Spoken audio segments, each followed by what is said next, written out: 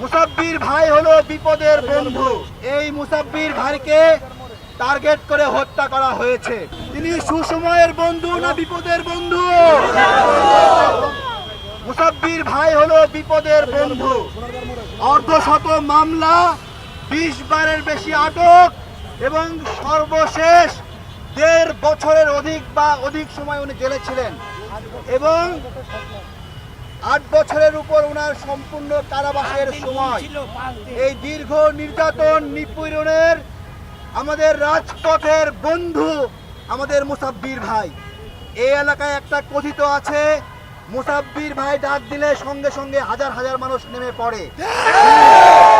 সুতরাং মুসাব্বির ভাই জাতীয়তাবাদী দলের, স্বেচ্ছাসেবক দলের একজন গুরুত্বপূর্ণ ব্যক্তিত্ব এবং দলের একটি প্রাণ পুরুষ বলা যায়। এই মুসাব্বির ভাইকে টার্গেট করে হত্যা করা হয়েছে।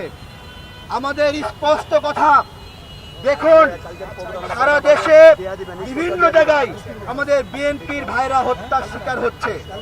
পল্লবীর কথা মনে আছে, দোকানে ঢুকে মুসাব্বির ভাইয়েরই সে বন্ধুবর, তাকে দোকানে ঢুকে গুলি করা হলো। পরের দিনে সেই খুনিকে আমরা জানলাম যে ধরা হয়েছে, খুনিকে ধরা হয়েছে জানলাম, কিন্তু প্রশাসনের হেফাজতে থাকা অবস্থায় সেই খুনি মারা গেল। আমাদেরকে কি বলদ পাইছেন যে একটা খুনিকে ধরছিলেন সেও মারা গেল? তার মানে কি? তার মানে হত্যার প্রকৃত ঘটনা আপনারা বের হতে দিতে যাচ্ছেন না।